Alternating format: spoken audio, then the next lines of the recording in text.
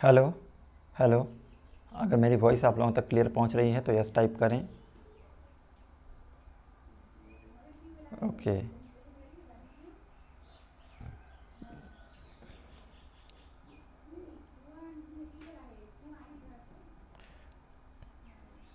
Good morning everyone. BSc final year की इस class में आप सभी का स्वागत है। इससे पहले हम लोग enzyme classification and action introduction part और कुछ पार्ट डिस्कस कर चुके थे। आज हम लोग उससे आगे डिस्कस करेंगे। जो पोर्शन बच गया था उनके बारे में हम लोग क्या करेंगे, डिस्कस करेंगे। ठीक है। तो स्ट्रक्चर, एक्टिव साइट, को फैक्टर्स, ऑर्गेनिक को फैक्टर्स, ये सारी चीज़ें हम लोग पढ़ चुके थे। कैरेक्टरिस्टिक्स ये पढ़ चुके थे हम लोग।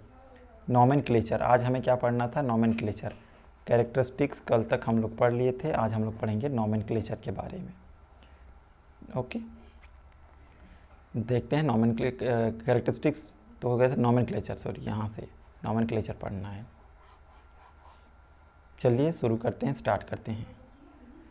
N enzyme is named according to name of इस सबस्ट्रेट इट कैटालाइज। मतलब थोड़ा सा यहाँ ब्रीफ में बताएं तो जिस तरह के सबस्ट्रेट पर, ठीक है, जिस तरह के सबस्ट्रेट पर ये एंजाइम क्या करते हैं, एंजाइम क्या करते हैं, एक्ट करते हैं, और जिस तरीके के रिएक्शन को ये कैटालाइज कराते हैं उसी के अकॉर्डिंग इनका नाम रख दिया जाता है। ठीक है, कैसे, सपोज, ठीक है, लैक्टेज के ऊपर काम कर रहा है तो उस एंजाइम का नाम क्या रख दिए, लैक्टेज, और ये लैक्टोज को ग्लूकोज और गैलेक्टोज में ब्रेक कर देता है। ठीक है, अगर इसी तरह से माल्टोज के ऊपर काम, माल्टोज सबस्ट्रेट है तो माल्टोज के ऊपर जो एंजाइम काम करेगा, माल्टेज को ब्रेक करेगा, उसको हम लोग क्या बोल रहे हैं, माल्टेज, और माल्टेज एंजाइम माल्टोज को ग्लूकोज में ब्रेक कर देता है। ठीक, तो इसी तरह से क्या है, जैसे सेलुलोज के ऊपर सेलुलेज, लिपिड के ऊपर लाइपेज, स्टार्च के ऊपर एमाइलेज, प्रोटीन के ऊपर प्रोटीएज। क्लियर। तो ये सारे क्या हैं, ये सारे एंजाइम्स हैं, और जिस टाइप के सबस्ट्रेट पर ये काम कर रहे हैं उसी के अकॉर्डिंग इसका क्या हो जाता है, नाम रख दिया जाता है जनरली। ठीक है, some enzyme were name before as a systematic way of naming was naming enzyme was form, pepsin, trypsin and rennin. और कुछ एंजाइम को क्या किया जाता है, सिस्टमेटिकली क्या किया जाता है उनको, और उनके नाम के अकॉर्डिंग में क्लासीफाई किया जाता है, या फिर उनको क्या किया जाता है, नॉमेनक्लेचर दिया जाता है, उनका नामकरण किया जाता है। ठीक है, जैसे कि, ठीक है, रेनिन, रेनिन क्या, रेनिन कहाँ पर,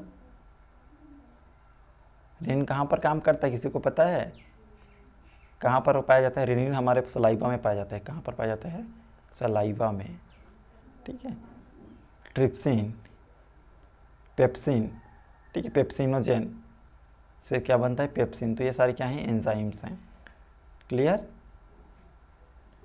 तो इनका नॉमेनक्लेचर हम देख चुके हैं कि सबस्ट्रेट के अकॉर्डिंग क्या किया जाता है, इनका नॉमेनक्लेचर किया जाता है by adding suffix is at the end of the name of the substrate enzyme are नाम। तो एंजाइम का नाम कैसे, तो जैसे लैक्टोज के ऊपर काम कर रहा है तो उसके ऊपर एज सफिक्स लगा दिए, ठीक है, लास्ट में, तो लैक्टोज, लैक्टेज।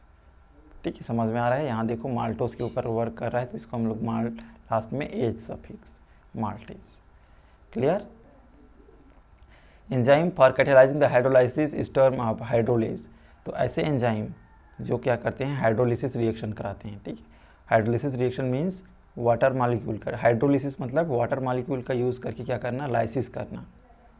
लाइसिस करना किसका, किसकी हेल्प से, हाइड्रो की हेल्प से। वाटर मॉलिक्यूल के हेल्प करके किसी भी प्रकार का लाइसिस रिएक्शन अगर करा रहे हैं तो इस एंजाइम को हम लोग क्या बोलते हैं, हाइड्रोलेज एंजाइम। क्लियर। ये सभी को पता होना चाहिए, क्या बोला जाता है इनको, हाइड्रोलेज एंजाइम। तो ये नॉमेनक्लेचर के कुछ फैक्ट्स थे। ठीक है, नॉमेनक्लेचर बहुत ज़्यादा इंपॉर्टेंट नहीं है, फिर भी आपको बेसिक्स पता होने चाहिए। अगर आप हायर क्लास में, नॉमेनक्लेचर उतना इंपॉर्टेंट मायने नहीं रखता है जितने सारे दूसरे चीज़ें मायने रखती हैं। तो यहाँ कुछ एग्जाम्पल थे एंजाइम्स के, ये भी हमने देखा। अब हम देखते हैं क्लासिफिकेशन।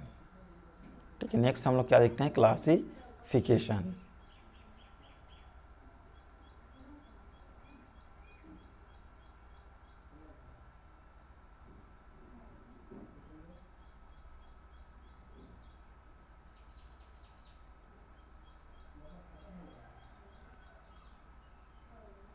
1 मिनट।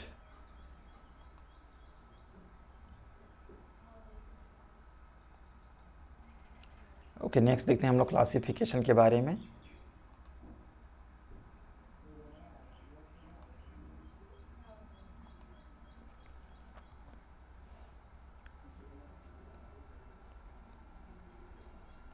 तो क्लासिफिकेशन ऑफ एंजाइम, तो एंजाइम का क्लासिफिकेशन, तो एंजाइम की क्लासिफिकेशन के लिए एक कमीशन डेवलप की गई जिसने क्या किया, एंजाइम को सिस्टमेटिकली क्लासीफाई किया, जिसको हम लोग बोलते हैं इंटरनेशनल एंजाइम कमीशन। ठीक है, international enzyme commission. Clear? A systematic classification of enzyme has been developed by international enzyme commission. तो इंटरनेशनल एंजाइम कमीशन के द्वारा एंजाइम को सिस्टमेटिकली क्या किया गया, क्लासीफाई किया गया है। This classification is based on the type of reaction catalysed by enzymes. बहुत इंपॉर्टेंट चीज़ है, ध्यान रखना। तो इस क्लासिफिकेशन का बेसिस या फिर आधार क्या है कि किस प्रकार की रिएक्शन को क्या कर रहे हैं, कैटेलाइज करा रहे हैं, उसी के ध्यान में रखकर एंजाइम को क्या किया गया है, क्लासीफाई किया गया है। और इनको 6 मेजर क्लासेस में क्लासीफाई किया गया है। कितने? तो 6 मेजर क्लासेस में इनको क्लासीफाई किया गया है।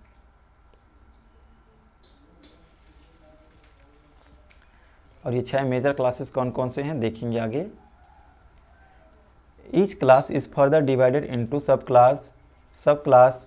Classes and so on. Describe the huge number of different enzyme catalysed reaction. तो टोटल कितने क्लासेस में, 6 क्लासेस में।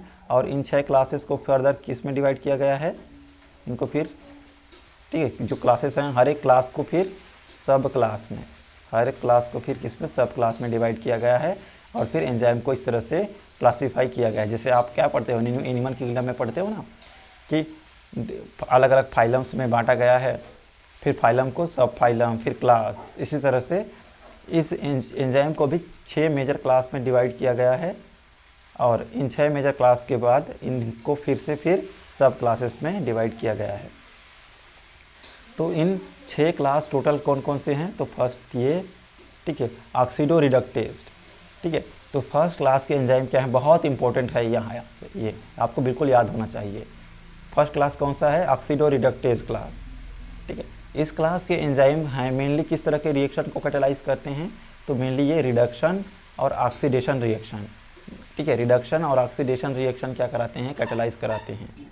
और रिडक्शन और ऑक्सीडेशन रिएक्शन को एक साथ क्या बोलते हैं, रेडॉक्स रिएक्शन। क्या होता है रिडक्शन और क्या होता है ऑक्सीडेशन, बताइए तो। क्या होता है रिडक्शन, क्या होता है ऑक्सीडेशन, किसी को पता है? नहीं पता? अगर पता होगा तो बताइए, क्या होता है रिडक्शन, क्या होता है ऑक्सीडेशन? नहीं पता? चलो ठीक है, कोई बात नहीं, पढ़ना इस चीज़ को। इसका एग्जांपल है लैक्टेट डिहाइड्रोजिनेज। ठीक है, ऑक्सीडो रिडक्टेज क्लास के एंजाइम का एग्जांपल क्या है, लैक्टेट डिहाइड्रोजिनेज। अब बिल्कुल आपको ये टेबल एकदम याद होना चाहिए। आप जब तक करोगे, पीएचडी तक करोगे, तब भी ये टेबल याद हो आपका काम आएगा, इतना इंपॉर्टेंट है ये। बड़े बड़े एग्जाम के क्वेश्चन इस टेबल से सॉल्व होते हैं। ठीक, सेकेंड क्लास के एंजाइम हैं जिसको हम लोग बोलते हैं ट्रांसफरेज। ठीक है, ट्रांसफरेज एंजाइम जैसा कि नाम से होता है, ये क्या करते हैं, केमिकल ग्रुप को ट्रांसफ़र करते हैं। केमिकल ग्रुप को क्या करते हैं, ट्रांसफ़र करते हैं। क्या करते हैं, केमिकल ग्रुप को ट्रांसफ़र करते हैं।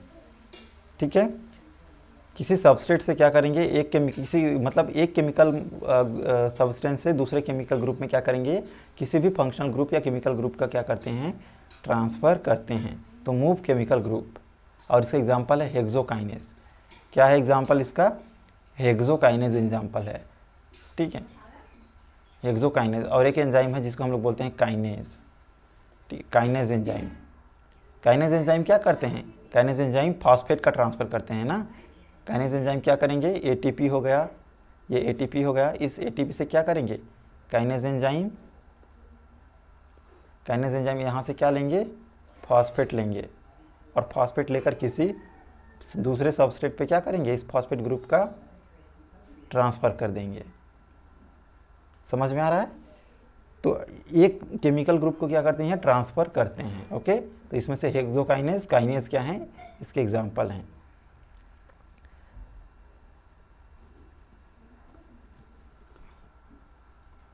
वन मिनट, कुछ प्रॉब्लम हो रहा है ऑनलाइन क्लास में। सभी को साउंड प्रॉपर आ रही होगी।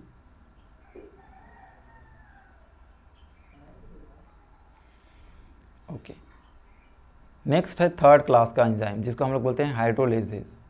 क्या बोलते हैं हम लोग इसको, हाइड्रोलेसिस बोलते हैं। ठीक है, 1 मिनट वेट करेंगे थोड़ा सा please.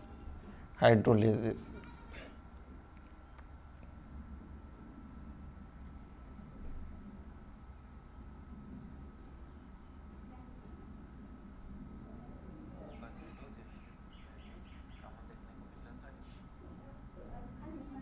One minute.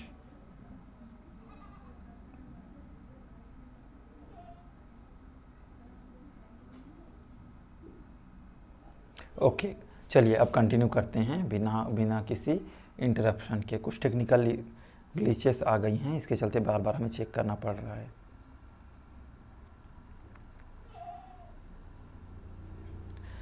Third class का एंजाइम है जिसको हम लोग हाइड्रोलेजेस। हाइड्रोलेजेस मीन्स ये क्या करेंगे, लेजेस। ठीक है, हाइड्रोलेजेस मतलब ये क्या करेंगे, वाटर मॉलिक्यूल की सहायता लेंगे और क्या करेंगे, ये बॉन्ड को ब्रेक करेंगे। बॉन्ड को क्या करेंगे, ये ब्रेक करेंगे।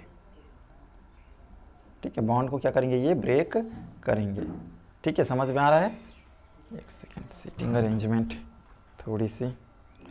हाँ, तो ये है hydrolysis enzyme.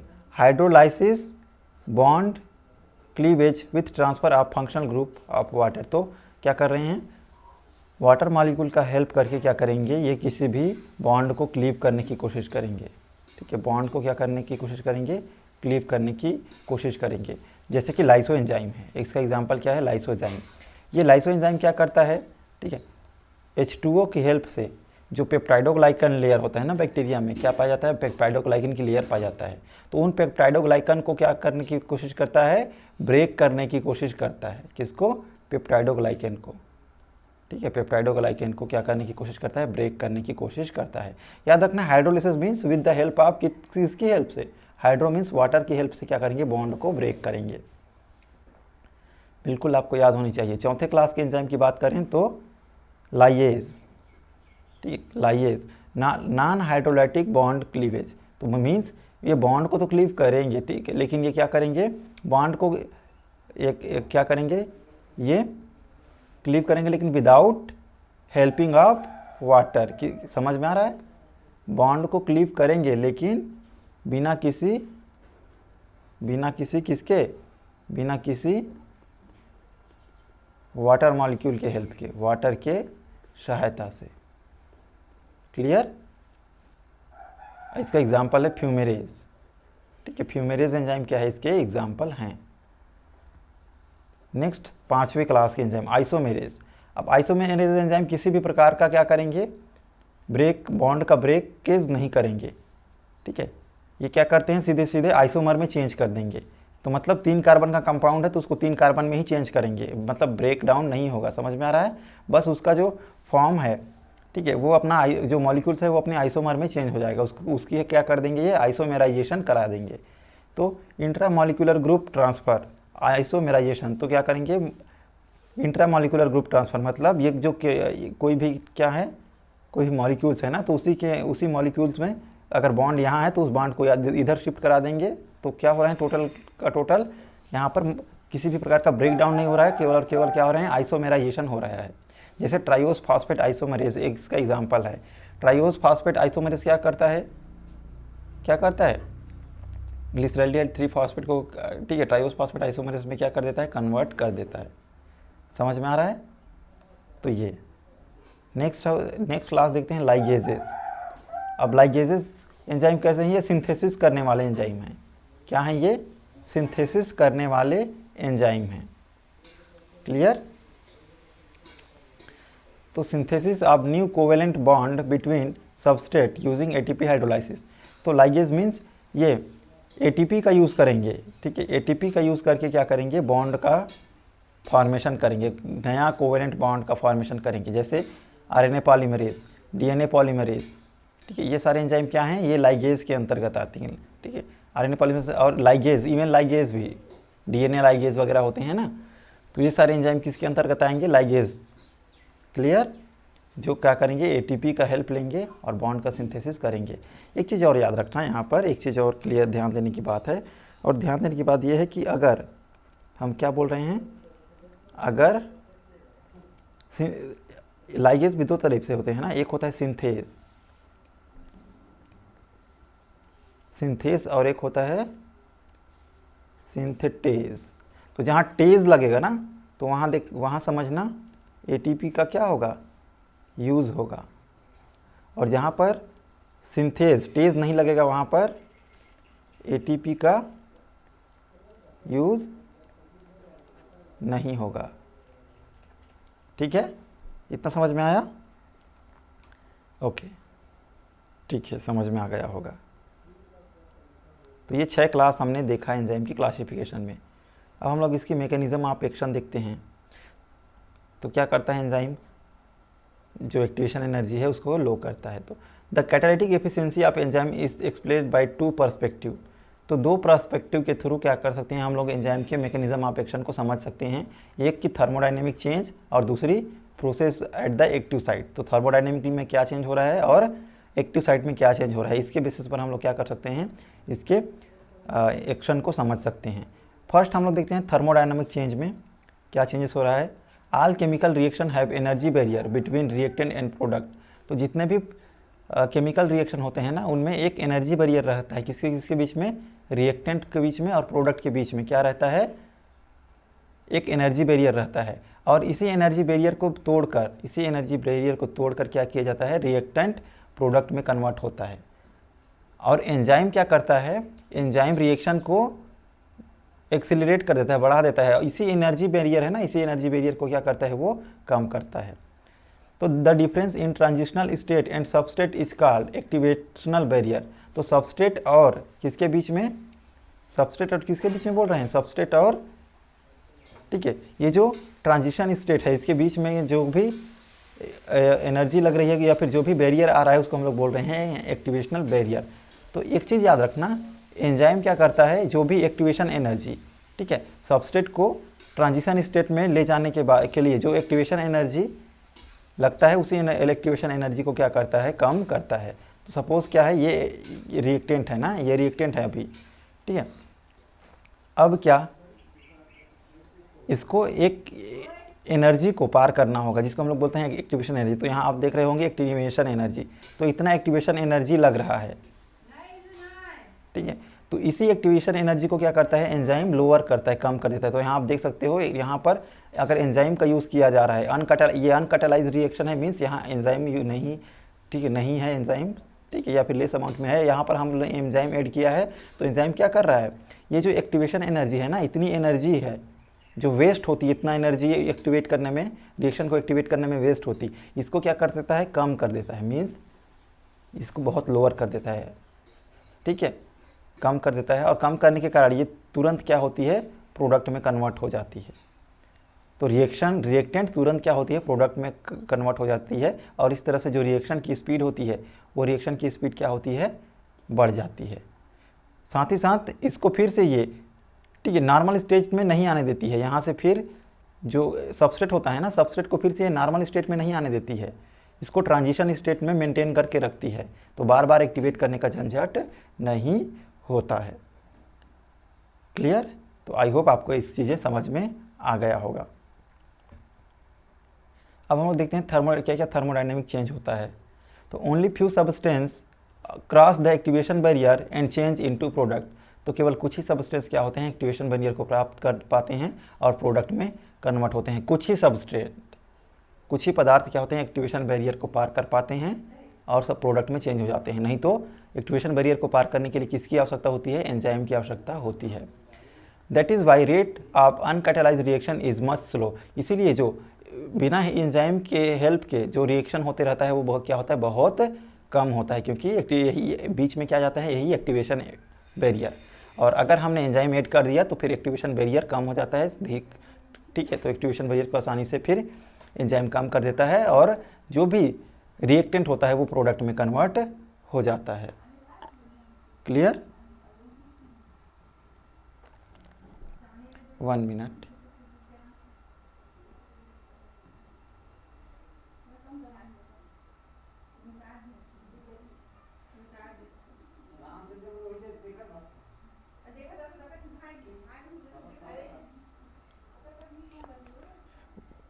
One minute.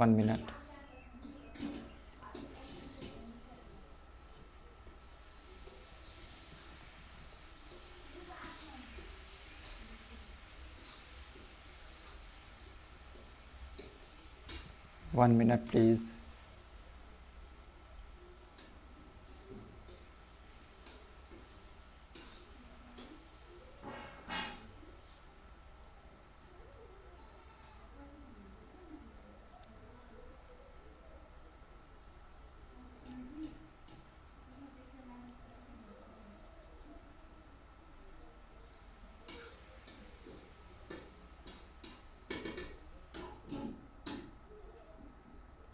One minute please.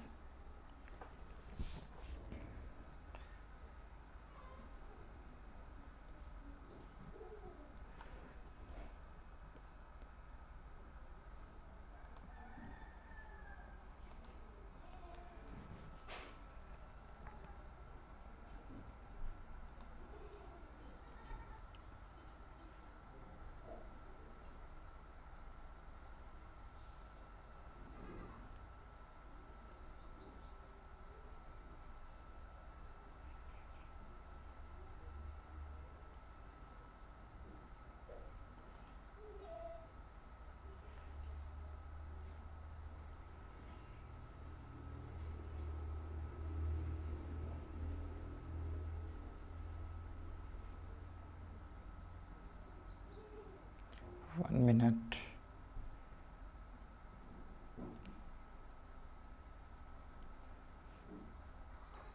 थोड़ी सी टेक्निकल प्रॉब्लम आ गई हैं, बस थोड़ा सा, बस 1 मिनट आप लोग वेट करेंगे प्लीज़।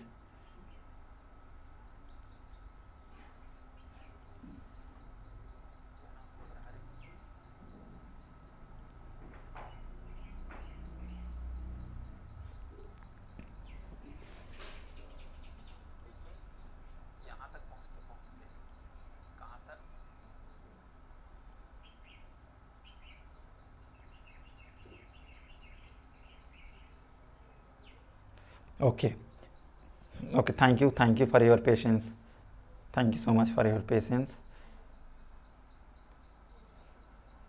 थोड़ी सी डिस्टर्बेंस हो रही है क्लासेस में आज, that is due to technical problem, sorry इसके लिए। चलो ठीक है, कंटिन्यू करते हैं। ओके, नेक्स्ट थर्ड पॉइंट देखते हैं। Enzyme provide an alternate pathway for conversion of substrate into product. तो ये जो ठीक है, एंजाइम क्या करता है, एक दूसरा रास्ता प्रोवाइड कराता है सबस्ट्रेट को प्रोडक्ट में कन्वर्ट करने के लिए, एक अलग ही way. Clear? Enzyme accelerate reaction rate by forming transitional state have a low activational energy. तो जैसा कि मैंने बताया ना कि एंजाइम क्या करता है, सबस्ट्रेट को ट्रांजिशन स्टेट में बनाकर रखता है। तो जो इतनी एनर्जी चाहिए वो इतनी एनर्जी आवश्यकता नहीं होती है, मतलब लो एनर्जी में भी क्या हो सकता है, सबस्ट्रेट एक्टिवेट हो जाता है और एक्टिवेट होकर ये प्रोडक्ट में कन्वर्ट हो सकता है। ठीक है, तो बहुत ही कम एक्टिवेशन एनर्जी की आवश्यकता होती है या फिर ना के बराबर होती है।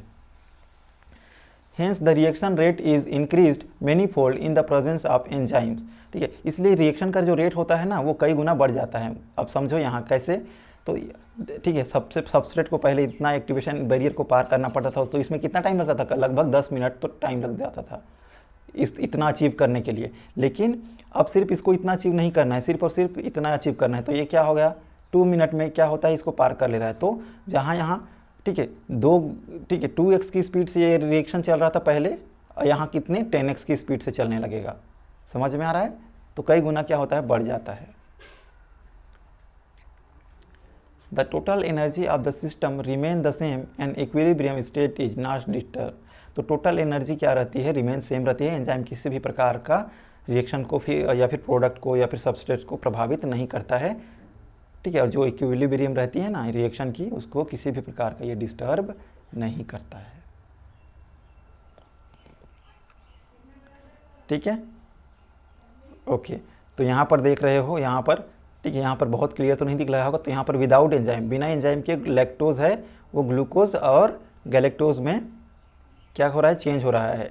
और ये क्या है, एक्टिवेशन एनर्जी विदाउट एंजाइम, ठीक है। Net energy released from the splitting of lactose, तो लैक्टोज को देखो इतनी एक्टिवेशन एनर्जी की आवश्यकता होती है, मतलब अगर इसको हमें चढ़ाना है, ठीक है, इसको हमें क्या करना है, इस पार लाना है, तो पहले इतना सारा स्लोप को पार करना पड़ेगा, बिना एंजाइम के रिएक्शन है ना, तो देखो। लेकिन वहीं अगर हम एंजाइम का यूज़ करें तो क्या होगा, एंजाइम क्या करेगा, ये जो इतना बड़ा स्लोप है ना, इस स्लोप को क्या कर देगा, बहुत ही इस तरह से छोटा कर देगा।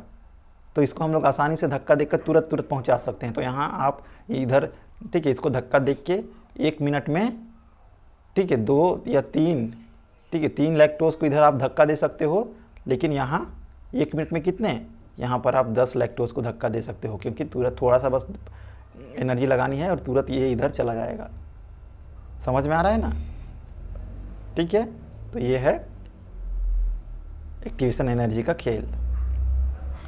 प्रोसेस द एक्टिव साइट, अब एक्टिव साइट, ठीक है, process at the active site. अब एक्टिव साइट में भी कई सारे प्रोसेसेस होते हैं, जैसे covalent catalysis, acid base catalysis, catalysis by strain, catalysis by proximity. अब एक एक को डिटेल में देखते हैं, बहुत डिटेल में नहीं देखेंगे, ठीक है।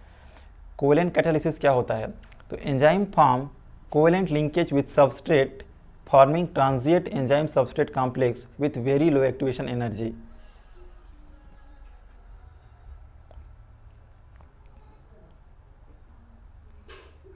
One minute, okay, continue.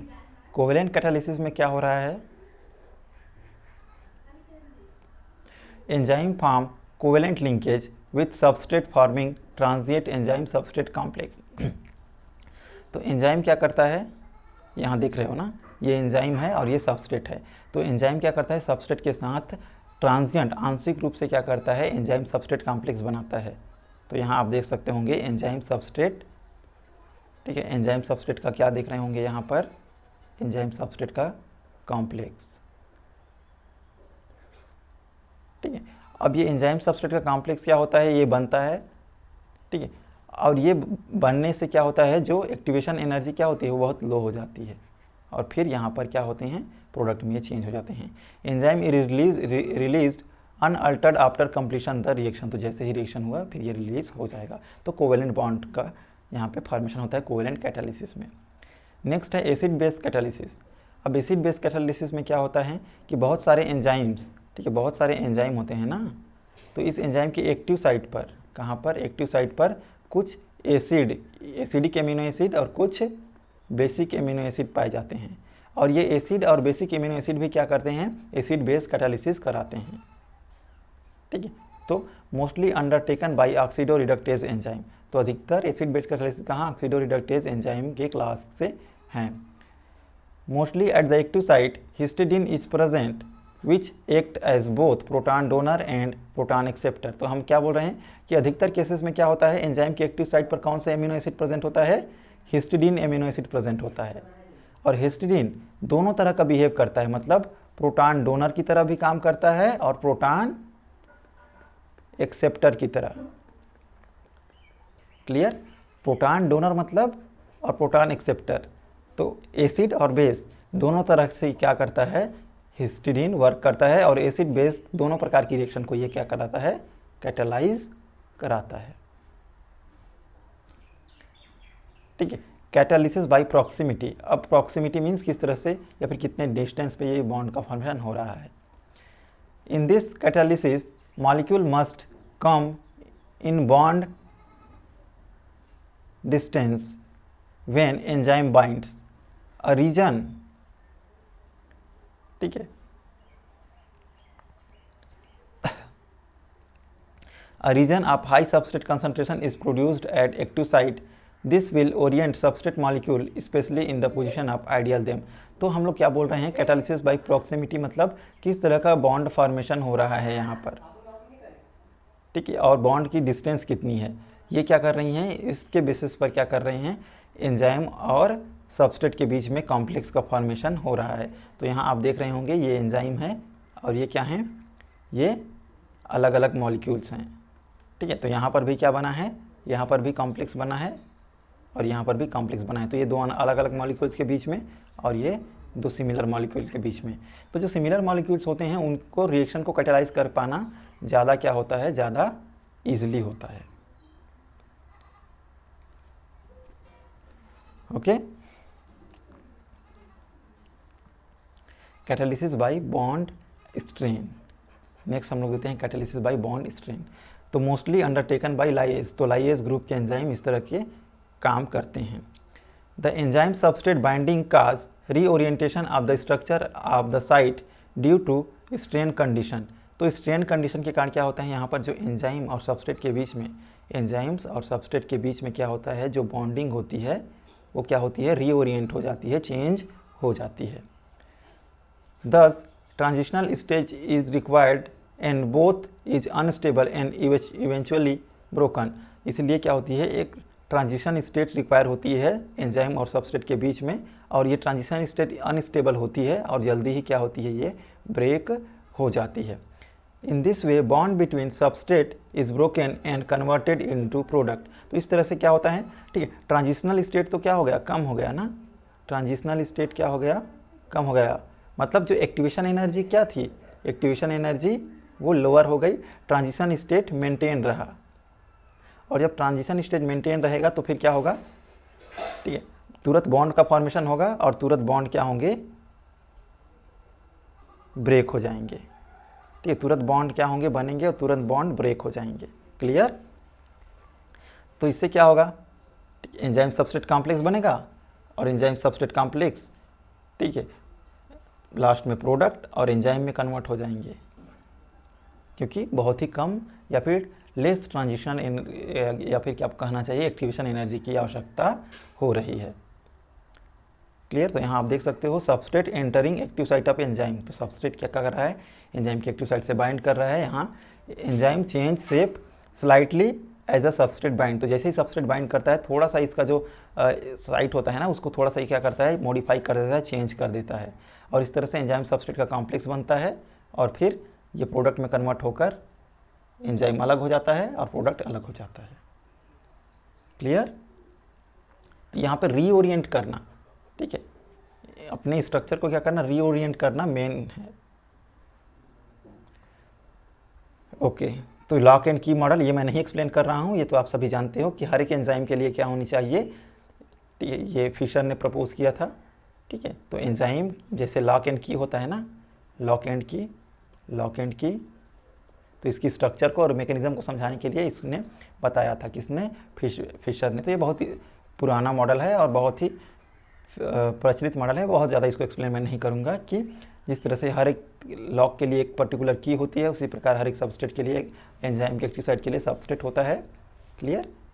और ये दोनों बाइंड करते हैं और बाद में प्रोडक्ट में, ठीक है, प्रोडक्ट में और एंजाइम फिर अलग हो जाता है। तो ये बहुत, इसको मैं एक्सप्लेन नहीं कर रहा हूँ, इसको भी मैं एक्सप्लेन नहीं कर रहा हूँ, ये बहुत, ठीक है, ये आप 12वीं से पढ़ते आ रहे हो, कोसलैंड लॉक, डेनियल कोसलैंड का मॉडल और लॉक एंड की मॉडल, ठीक है। सबस्ट्रेट है, ये एंजाइम का एक्टिव साइट है, तो इसी में फिट होता है ये।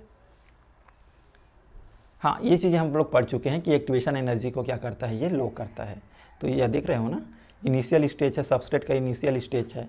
तो सबस्ट्रेट अगर एंजाइम नहीं है तो क्या होगा, इतनी ज़्यादा एक्टिवेशन एनर्जी की आवश्यकता होगी,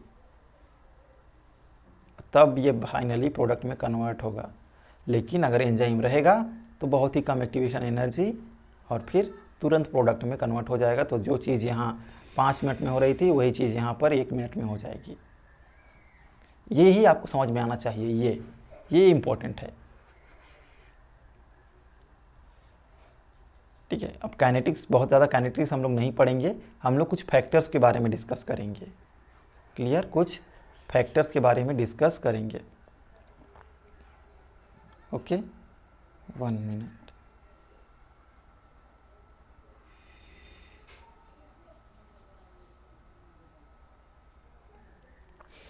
कुछ फैक्टर्स के बारे में डिस्कस करेंगे। Factors affecting rate of enzyme.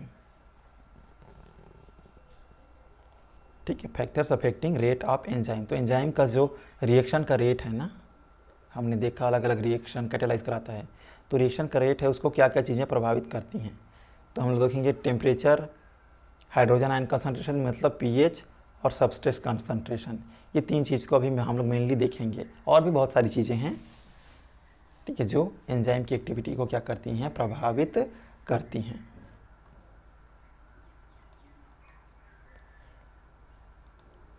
Okay, तो देखते हैं आगे। तो टेम्परेचर का इफेक्ट, तो यहाँ पर क्या देखिए, सीधा आप डायरेक्ट देख सकते हैं कि टेम्परेचर क्या करते हैं, रेट ऑफ, इधर क्या है, रेट ऑफ रिएक्शन मतलब रिएक्शन की रेट, और इधर क्या है, इधर हमने टेम्परेचर को रखा है। तो जैसे जैसे हम क्या करते हैं, टेम्परेचर बढ़ाते जाते हैं, ठीक है, जैसे जैसे टेम्परेचर बढ़ाते जाते हैं, एंजाइम की एक्टिविटी की भी क्या होती है, धीरे धीरे बढ़ती जाती है, ठीक है। और एक निश्चित टेम्परेचर तक इसकी एक्टिविटी क्या होती है, बढ़ती है। और एक टेम्परेचर ऐसा होता है जहाँ पर एंजाइम की एक्टिविटी सबसे अधिक देखने को मिलती है,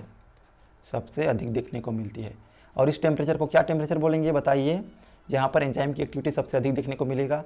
बताओ हर्षा, खुशबू, बताओ क्या होगा,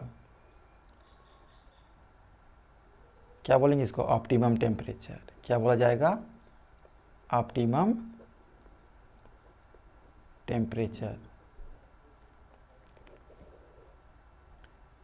ठीक है, जहाँ पर एक्टिविटी सबसे अधिक शो करेगा जिस टेम्परेचर पे, तो उसको हम बोलेंगे ऑप्टिमम टेम्परेचर। उसके बाद अगर हम लोग और टेम्परेचर बढ़ाते हैं तो एंजाइम की एक्टिविटी धीरे धीरे क्या होती है, कम होने लगती है। एक टेम्परेचर ऐसा होता है जहाँ पर एंजाइम की एक्टिविटी बहुत कम हो जाती है, रिड्यूस हो जाती है, तो उसको हम लोग क्या बोलते हैं, डीनेचर। डीनेचर मतलब एंजाइम की एक्टिविटी क्या होती है, बहुत कम हो जाती है। क्लियर। तो यहाँ देख रहे हो कि 5 to 40 डिग्री सेंटीग्रेड से तक क्या हो रही है, 5 डिग्री से लेकर 40 डिग्री तक एक्टिविटी क्या हो रही है, एंजाइम की एक्टिविटी बढ़ रही है ना, ठीक है, बढ़ रही है। और वहीं बात करें 5 डिग्री सेंटीग्रेड, तो 5 डिग्री सेंटीग्रेड में इनएक्टिव है, लेकिन जैसे ही 6 डिग्री सेंटीग्रेड पहुंचा तो 6 डिग्री सेंटीग्रेड से 40 डिग्री सेंटीग्रेड तक क्या है, ये इसकी एक्टिविटी बढ़ रही है। क्लियर। तो यहाँ देखिए, raising the temperature increase the rate of enzyme catalyse reaction by increasing kinetic energy of reacting molecule. बहुत ही क्लियर है कि टेम्परेचर रेज करेंगे तो एंजाइम कैटेलाइज रिएक्शन की एक्टिविटी क्या होगी, वो भी इंक्रीज होगी। Enzyme work maximum over a particular temperature known as a optimum temperature. तो क्या बोले हमने, पहले क्या पढ़ा कि एंजाइम क्या करता है, एक पर्टिकुलर टेम्परेचर पर मैक्सिमम ग्रोथ या फिर मैक्सिमम वर्क करता है, ग्रोथ नहीं मैक्सिमम वर्क करता है, तो उसको हम लोग क्या बोलते हैं, ऑप्टिमम टेम्परेचर।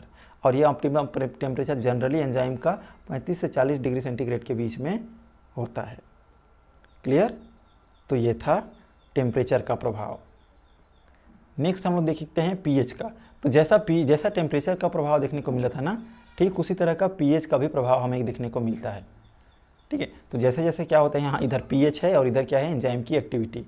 तो जैसे जैसे हम पीएच बढ़ाते जाते हैं ना, तो एंजाइम की एक्टिविटी भी बढ़ती है, और एक निश्चित टेम्परेचर पीएच पर क्या होती हैं, मैक्सिमम एक्टिविटी शो करती है, जिसको हम लोग बोलते हैं ऑप्टिमम पीएच। उसके बाद फिर से इसकी एक्टिविटी रिड्यूस होने लगती है। तो क्या कहना चाहिए, तो इसका जो ऑप्टिमम एक्टिविटी, एंजाइम की मैक्सिमम एक्टिविटी 5 से 9 पीएच तक होती है। तो पीएच का और टेम्परेचर का सीधा प्रभाव होता है। क्लियर। ओके। तो यहाँ पर क्या है, pH affect the formation of hydrogen bond and sulphur bridge in protein and affect shapes. तो पीएच क्या करता है, पीएच जो एंजाइम के बीच में होते हैं ना, उन हाइड्रोजन बॉन्डिंग और डाइसल्फाइड बॉन्डिंग, जिसको हम लोग सल्फर ब्रिज बोलते हैं, इनको क्या करते हैं, प्रभावित करते हैं।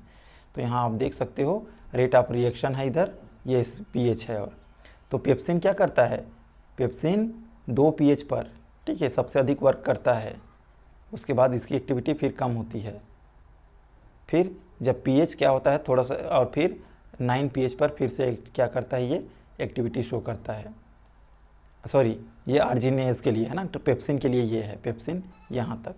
ट्रिप्सिन, ये देखो ट्रिप्सिन ठीक है। एसिडिक पी यहाँ 7 लगभग पीएच में अधिक, ठीक है, बेहतर वर्क करता है ऑप्टिमम। आर्जिनियस कितना लगभग, ठीक है, यहाँ 9 पीएच के आसपास। तो यार देख सकते हो कि अलग अलग एंजाइम अलग अलग पीएच जोन पर मैक्सिमम वर्क करते हैं। अब सबस्ट्रेट कॉन्सेंट्रेशन भी, सबस्ट्रेट कॉन्सेंट्रेशन कैसे, ठीक है, सबस्ट्रेट कॉन्सेंट्रेशन मीन्स अगर यहाँ पे 5 एंजाइम हैं और आप सबस्ट्रेट 5 एंजाइम है, 5 एंजाइम के मॉलिक्यूल हैं और आप 10 सबस्ट्रेट ऐड कर दिए तो रिएक्शन तुरंत बढ़ जाएगा, ऐसा नहीं है, ठीक है। सैचुरेशन काइनेटिक्स आपको पता होगा कि एंजाइम भी क्या होता है, सबस्ट्रेट से सैचुरेट हो जाता है।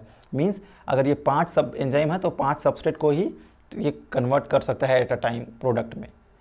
तो जैसे जैसे सबस्ट्रेट बढ़ाते हैं, ठीक है, एंजाइम का क्या होता है, सबस्ट्रेट बढ़ाते हैं एंजाइम का क्या बढ़ते जाता है, एक्टिविटी भी या फिर रिएक्शन का रेट भी क्या होता है, बढ़ते जाता है। लेकिन एक निश्चित, ठीक है, एक निश्चित सबस्ट्रेट कंसंट्रेशन के बाद क्या होता है, रिएक्शन का रेट कम हो जाता है, रुक जाता है। क्लियर? क्योंकि एंजाइम सैचुरेशन या एंजाइम क्या होता है, एंजाइम सैचुरेट हो जाता है। तो यहाँ देख सकते होगे कि यहाँ पर, ठीक है, यहाँ पर सैचुरेट हो चुका है एंजाइम। तो आगे अब कितना भी बढ़ाओ सबस्ट्रेट, एंजाइम की एक्टिविटी नहीं बढ़ेगी। ठीक है। तो फार्मास्यूटिकल इंपॉर्टेंस, तो बहुत सारे एंजाइम्स हैं जो अलग अलग फार्मास्यूटिकल्स यूज़ में आते हैं, जैसे कि प्रोटीएज वगैरह हो गया, और भी बहुत सारे एंजाइम हैं ना, जैसे थेरेप्यूटिक यूज़ के लिए यूज़ किए जाते हैं। तो ये इंपॉर्टेंट नहीं है। एंजाइम का इनहिबिशन, अब ये थोड़ा सा इंपॉर्टेंट है, थोड़ा सा मैं इसको अगर टाइम देखता हूँ कितना बचा है, ओके 8-10 मिनट में कवर हो जाएगा ये चीज़ें। तो एंजाइम का इनहिबिशन, एंजाइम इनहिबिशन देखते हैं थोड़ा सा। तो inhibition, the prevention of enzyme process as a result of interaction of inhibitor with enzyme. मतलब इनहिबिशन मतलब इसको एक वर्ड में ऐसे समझो ना कि इनहिबिटर क्या है, इनहिबिटर कुछ मॉलिक्यूल हैं जो क्या करते हैं, एंजाइम की जो एक्टिविटी होती है उस एक्टिविटी को कम करते हैं। ठीक है, ये समझो। क्लियर? इनहिबिटर की खास बात ये होती है कि एंजाइम की एक्टिव साइट से बाइंड करते हैं, एंजाइम की एक्टिव साइट से क्या करते हैं, ये बाइंड कर जाते हैं। एक्टिव साइट के अलावा ये, ठीक है, एंजाइम के दूसरे साइट पर भी बाइंड कर सकते हैं, जिसको हम लोग बोलते हैं allosteric site, allosteric site. Clear? Enzyme के कहाँ पर बाइंड करेंगे इनहिबिटर, नाम से ही पता चल रहा है ना, इनहिबिटर का काम क्या होगा, इनहिबिशन का। तो एंजाइम के एक्टिव साइट में बाइंड करते हैं, और एंजाइम की दूसरी जगह भी कुछ और साइट होते हैं जिसको एलोस्टेरिक साइट बोलते हैं, वहाँ पर भी क्या होते हैं, ये बाइंड करते हैं। और बाइंड करके जो रिएक्शन का रेट है ना उसको कम कर देते हैं। जो रेट ऑफ रिएक्शन होता है, रेट ऑफ रिएक्शन, उसको क्या करते हैं, कम कर देते हैं।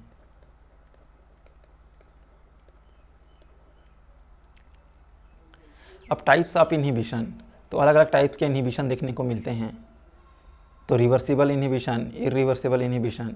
अब रिवर्सिबल इनहिबिशन भी 3 तरीके से है, कॉम्पिटेटिव, अनकॉम्पिटेटिव और मिक्स्ड।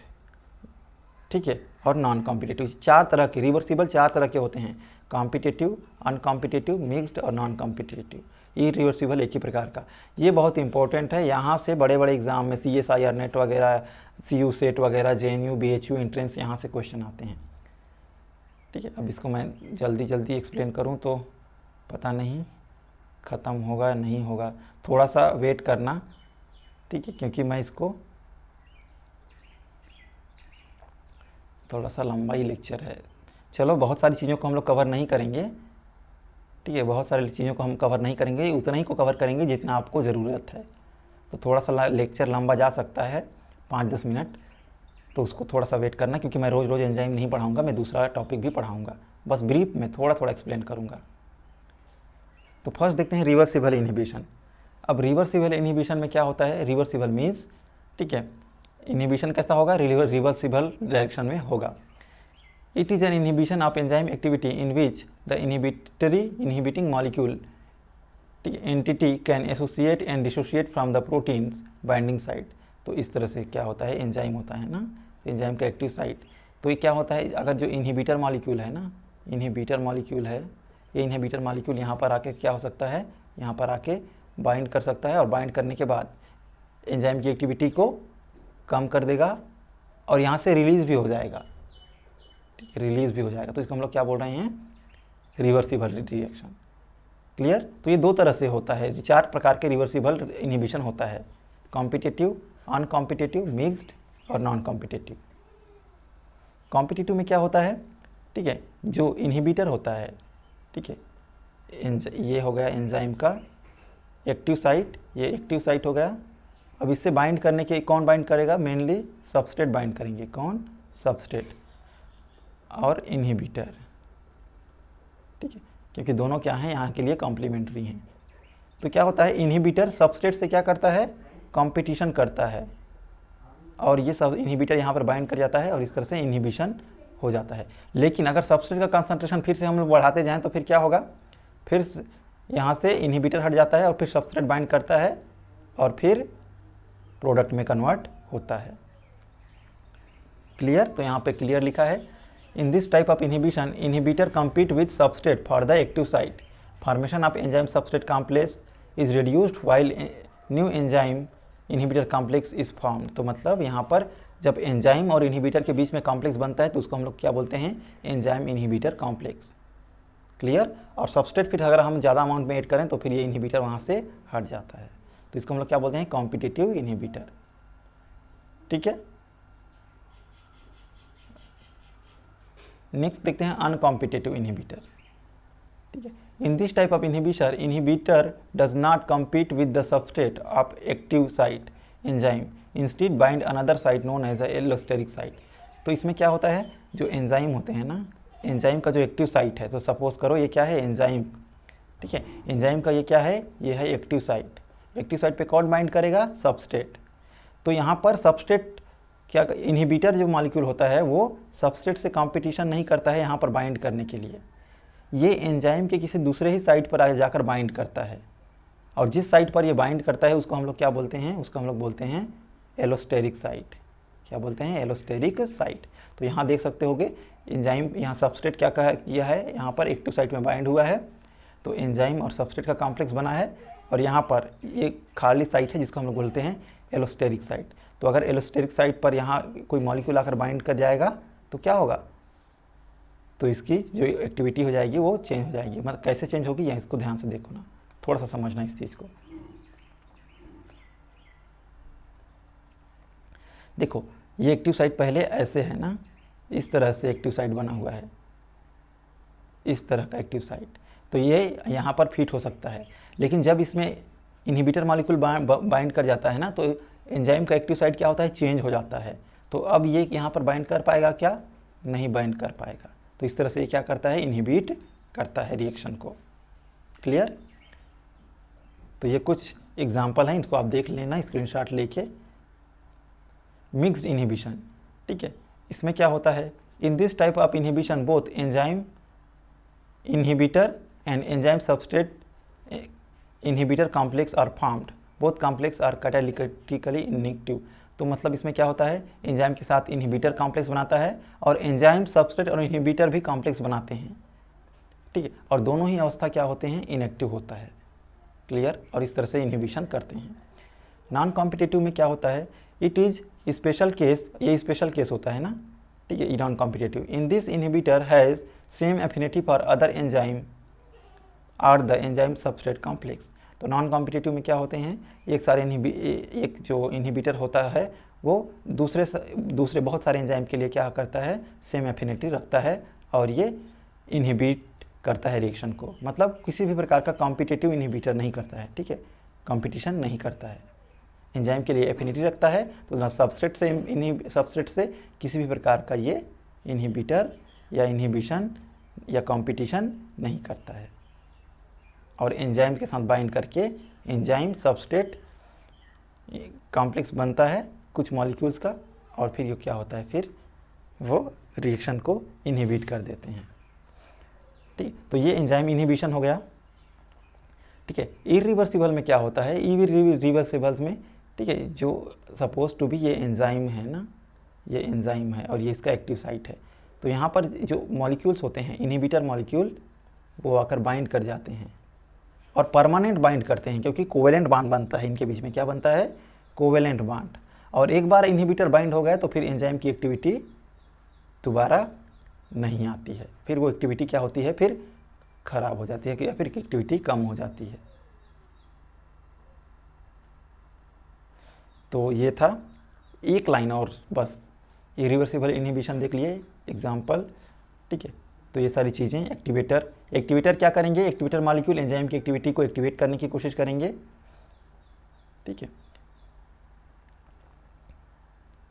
ओके, ये सारी चीज़ें हैं। तो ये सारी चीज़ें आपके सिलेबस में चूँकि नहीं हैं, तो ये सारी चीज़ें मैं आपको एक्सप्लेन नहीं कर रहा हूँ। एक चीज़ मुझे एक्सप्लेन करना था, बस एक लाइन, जाइमोजेन, ठीक है। जाइमोजेन क्या होता है याद रखना। जाइमोजेन क्या होते हैं? इनएक्टिव एंजाइम होते हैं। जाइमोजेन यहाँ दिख रहे हो ना, जाइमोजेन क्या होते हैं? इनएक्टिव एंजाइम होते हैं। इनएक्टिव एंजाइम, जाइमोजेन मतलब इस जाइमोजेन में अगर प्रोटियोलाइटिक क्लीवेज लगा, जाइमोजेन्स पे अगर क्लीवेज लगता है, प्रोटियोलाइटिक क्लीवेज लगता है, प्रोटियोलाइटिक क्लीवेज लगता है, तो फिर क्या होता है? जाइमोजेन फिर ब्रेक हो जाते हैं। क्लियर? और फिर ये एक्टिव फॉर्म में आ जाते हैं। जैसे ट्रिप्सिन का इनएक्टिव फॉर्म है तो फिर इसमें ब्रेक लगेगा तो ट्रिप्सिन में कन्वर्ट हो जाएगा। प्रो इलास्टेज में ब्रेक लगेगा, इसमें क्लीवेज होगा तो फिर इलास्टेज में एक्टिव, तो इनएक्टिव से एक्टिव फॉर्म में। तो जाइमोजेन इनएक्टिव फॉर्म है और जाइम्स क्या हैं? एक्टिव फॉर्म है। बस आपको इतना समझाना था। प्रोलाइपेज यहाँ इनएक्टिव फॉर्म है, इसमें ब्रेक लगेगा तो लाइपेज बन जाएगा, तो ये एक्टिव फॉर्म हो जाएगा। तो यहाँ से एंजाइम ख़त्म होता है, ठीक है। बाकी मिलते हैं हम लोग नेक्स्ट वीडियो में, नेक्स्ट लेक्चर में। Thank you.